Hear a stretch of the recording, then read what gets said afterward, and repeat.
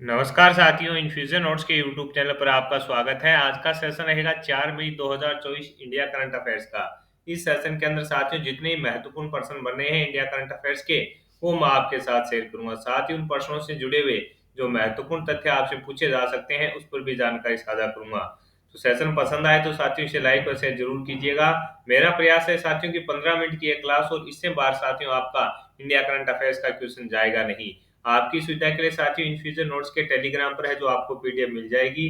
Telegram पर जुड़िए, वहां पर आपको पीडीएफ मिल जाएगी। इसके अलावा जनवरी से लेकर साथियों 30 अप्रैल तक जितने महत्वपूर्ण प्रश्न बने थे इंडिया करंट अफेयर्स की, उनकी भी पीडीएफ है जो इन्फ्यूजन नोट्स के टेलीग्राम पर डाल दी गई है। तो चलिए शुरुआत करते हैं आज के सेशन की। पहला क्वेश्चन आपसे पूछा गया है, इंटरनेशनल पेमेंट्स लिमिटेड ने नामीबिया में भारत के यूनिफाइड पेमेंट इंटरफेस के सम्मान वास्तविक समय भुगतान प्रणाली शुरू करने के लिए है जो किस बैंक के साथ है समझौता किया है। इंपॉर्टेंट साथियों क्वेश्चन रहने वाला है।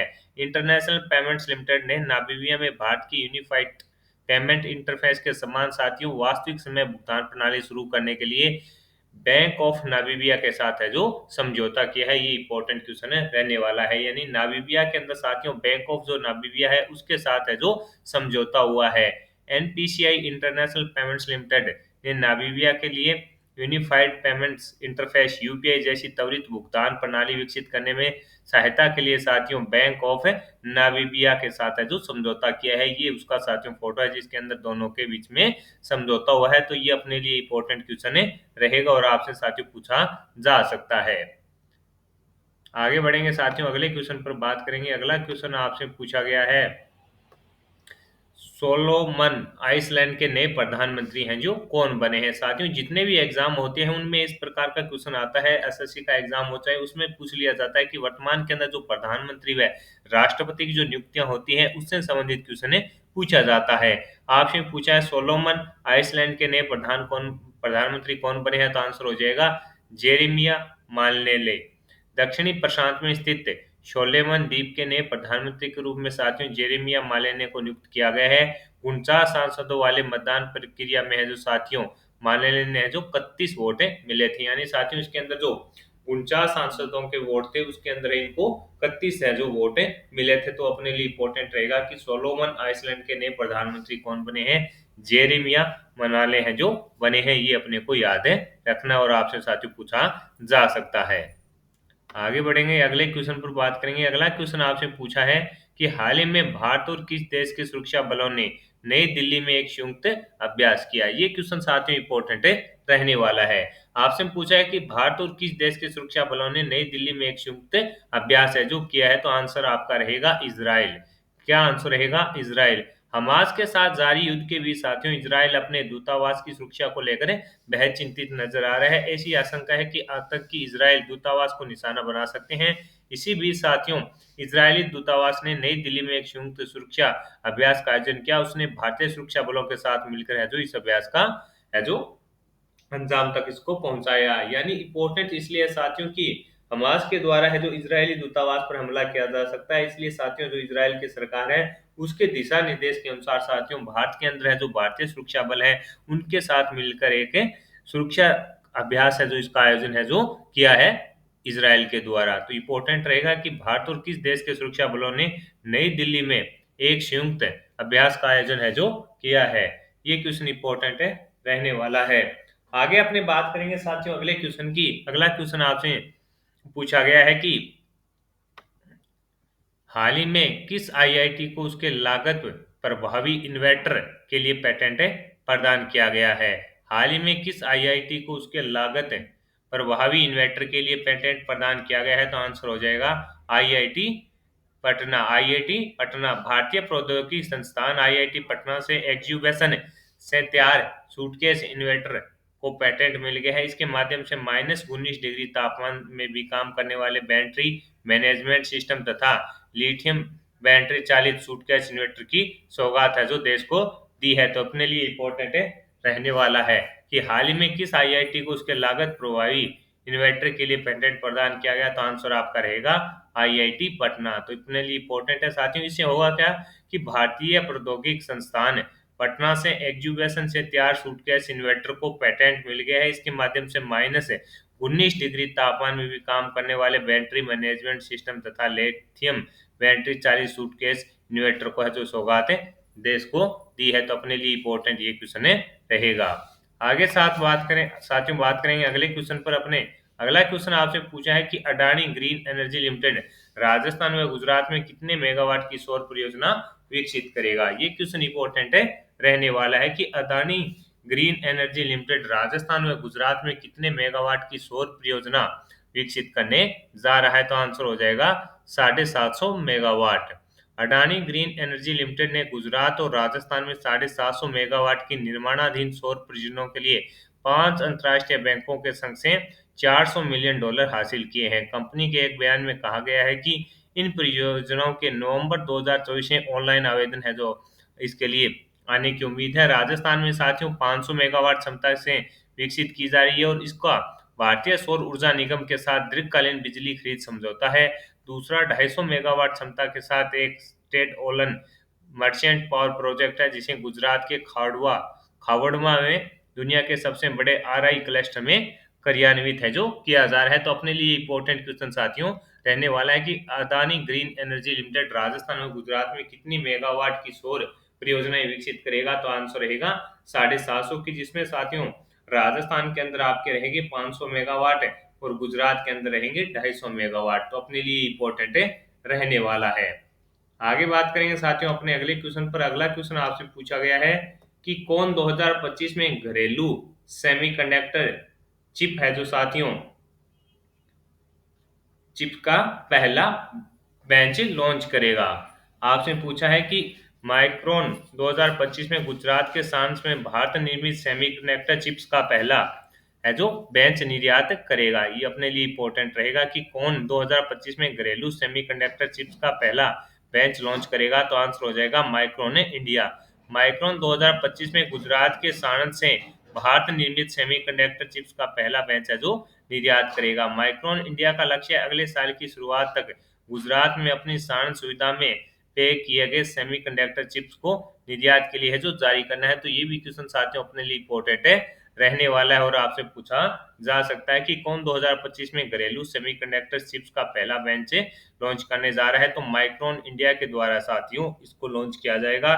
गुजरात के साणंद से भारत निर्मित सेमीकंडक्टर चिप्स का पहला बैच है जो निर्यात किया जाएगा। तो अपने लिए इंपॉर्टेंट है रहेगा। आगे बात करेंगे साथियों अगले क्वेश्चन की। अगला क्वेश्चन आपसे पूछा है इंटरनल कैपिटल वीसी जो फंड है वो किसके द्वारा लॉन्च किया गया है। इंटरनल कैपिटल वीसी फंड है जो किसने लॉन्च किया है। तो आंसर आपका हो जाएगा साथियों ध्रुव बहल। अब अपने बात करेंगे ये ध्रुव बहल जी कौन है। तो साथियों ये भारत पे के पूर्व सीईओ ध्रुव धनार्जन बहल द्वारा स्थापित और प्रबंधित इंटरनल कैपिटल ने 120 करोड़ रुपए के लक्ष्य कोष के साथ साथियों अपना पहला है जो वीसी फंड है जो लॉन्च किया है। फंड में अतिरिक्त 120 करोड़ रुपए का ग्रीन्स विकल्प भी शामिल है। इससे इसकी कुल जो क्षमता है वो 240 करोड़ रुपए की रहने वाली है। यानी इंटरनल कैपिटल वीसी फंड है जो साथियों किसने लॉन्च किया है। तो आंसर हो जाएगा ध्रुव बैल के द्वारा लॉन्च किया गया है। ये कौन है। तो ये भारत के पूर्व सीईओ ध्रुव जनरल बहालाइन के द्वारा साथियों ये शुरू किया गया है। ये अपने को याद रखना है।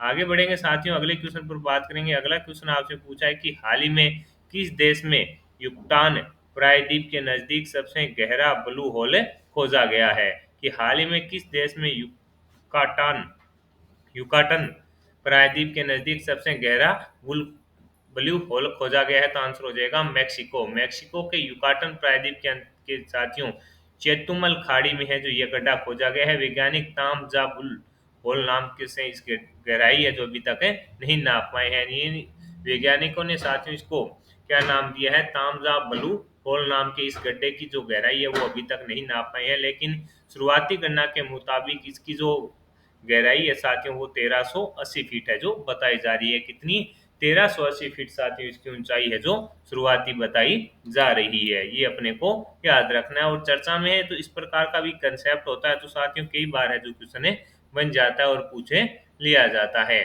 आगे बात करेंगे साथियों अगले क्वेश्चन पर। अगला क्वेश्चन आपसे पूछा है कि किस देश ने अपने तीसरे और सबसे उन्नत व विमान वाहक पौध फूजियान का समुद्री परीक्षण किया है।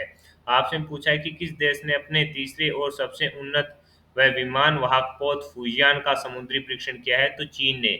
चीन ने अपने तीसरे विमान वाहक पोत फूजियान का पहला समुद्री परीक्षण किया है। फूजियान को सबसे उन्नत घरेलू युद्धपोत बताया जा रहा है। विवादित दक्षिणी चीन सागर और ताइवान जल डमरू मध्य में अमेरिका के साथ बढ़ते तनाव के बीच बीजिंग ने अपने नौसैनिक शक्ति को बढ़ाते हुए इस युद्ध अभ्यास का परीक्षण है जो युद्धपोत का परीक्षण है शुरू किया है। आपसे पूछा है तो ये चर्चा में रहेगा। साथ ही जो फूजियान समुद्री परीक्षण है चीन से संबंधित है, इस प्रकार का भी क्वेश्चन है पूछ लिया जाता है। यानी ये किस देश का क्या है विमान वाहक पोत है, तो अपने को याद रखना है किसका है, चीन का है। आगे बात करेंगे साथियों अपने अगले क्वेश्चन पर। अगला क्वेश्चन आपसे पूछा गया है कि हाल ही में डीआरडीओ ने किस लेजर हथियार संबंधी परियोजना का अनावरण किया है।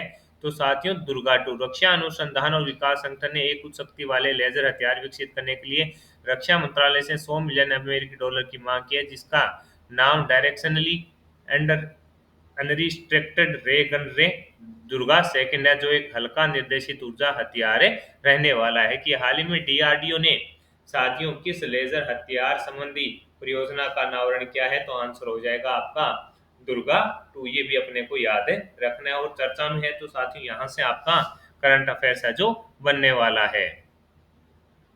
आगे बात करेंगे साथियों अपने अगले क्वेश्चन पर। अगला क्वेश्चन आपसे पूछा गया है कि हाल ही में चंद्रमा के ध्रुव में बर्फ होने के जो प्रमाण है वो किसने प्रस्तुत किए हैं। कि हाल ही में चंद्रमा के ध्रुव में बर्फ होने के जो प्रमाण है वो किसने प्रस्तुत किए हैं। तो इसरो ने, वैज्ञानिकों ने अमेरिकी लूनर इकोनोसिस ऑर्बिटर और चंद्रयान 2 के ऑर्बिटर से मिले डेटा का विश्लेषण किया, ताकि चांद पर बर्फीले पानी की उत्पत्ति, विस्तार और विभाजन को समझा जा सके।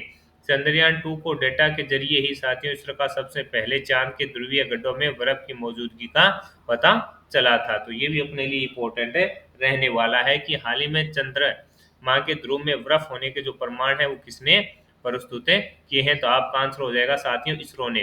वैज्ञानिकों ने साथियों अमेरिकी लूनर स्कॉन्स ऑर्बिटर और चंद्रयान 2 के ऑर्बिटर से मिले डेटा का विश्लेषण किया, ताकि चंद्रमा पर बर्फीले पानी की उत्पत्ति और विस्तार को विभाजन को समझा जा सके। चंद्रयान 2 का जो डेटा है जरिए इसरो को सबसे पहले साथियों चांद के ध्रुवीय गड्ढों में बर्फ की मौजूदगी का है जो पता चला है। तो ये मोस्ट इंपोर्टेंट ये लाइन रहने वाली है और यहीं से साथियों आपका करंट अफेयर्स है जो बनने वाला है।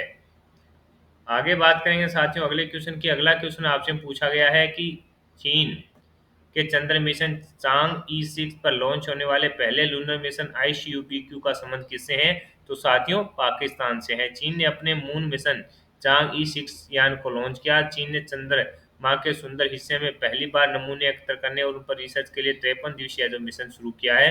तो ये थोड़ा चर्चा में है साथियों, तो आपसे पूछा जा सकता है कि ICUBQ का संबंध किससे है। तो ये अपने पाकिस्तान से इसका साथियों संबंध रहने वाला है। तो अपने को इसको याद रखना पड़ेगा, क्योंकि नल्ला पाकिस्तान से संबंधित कोई भी चीज है तो साथियों कई बार पूछे ली जाती है। एग्जामिनर भी साथियों मजे लेने के लिए इस प्रकार का क्वेश्चन है पूछ लेता है। आगे जो साथियों क्वेश्चन है कि वर्ल्ड प्रेस फ्रीडम इंडेक्स 2024 में भारत की रैंक क्या है। तो साथियों ये जो रैंक आई है उससे चौंकाने वाले सामने आए हैं रिजल्ट है। जो भारत की रैंक है वो 159 है। रिपोर्ट्स विदाउट बॉर्डर्स RSF का विश्व प्रेस स्वतंत्रता सूचकांक जारी हो चुका है। 176 देशों की सूची में भारत साथियों इसके अंदर 159वें स्थान पर है। यानी भारत साथियों 159वें स्थान पर है। 176 देशों की ये रैंकिंग आई थी, उसके अंदर साथियों भारत 159वें स्थान पर है। तो काफी साथियों पीछे साथियों भारत की इस रैंकिंग में है जो 2 अंकों की कमी हुई है। तो ये भी अपने को याद रखना है कि वर्ल्ड प्रेस जो इंडेक्स है साथियों उसके अंदर जो भारत की रैंक है वो 159 है। ये स्पोर्ट्स विदाउट बॉर्डर्स RSF का विश्व प्रेस स्वतंत्रता सूचकांक जारी है, जिसके अंदर साथियों ये अपने को पता चला है। तो साथियों ये था आज का सेशन। इस सेशन के अंदर जितने ही महत्वपूर्ण प्रश्न बने थे वो मैंने आपके साथ शेयर किए हैं। ये सेशन पसंद आया है तो इसे लाइक और शेयर जरूर कीजिएगा। टेलीग्राम पर साथियों आपको है जो PDF है मिल जाएगी। मेरा प्रयास रहा साथियों की कम समय में आपको जो क्वालिटी कंटेंट है वो प्रोवाइड करवाया जाए। मेरे द्वारा किया गया यह प्रयास आपको पसंद आया है तो इस सेशन को लाइक और शेयर जरूर कीजिएगा। कम समय में क्वालिटी कंटेंट के लिए जुड़े रहिएगा इन्फ्यूजन नोट से और अपने दोस्तों भी शेयर कीजिएगा। धन्यवाद साथियों।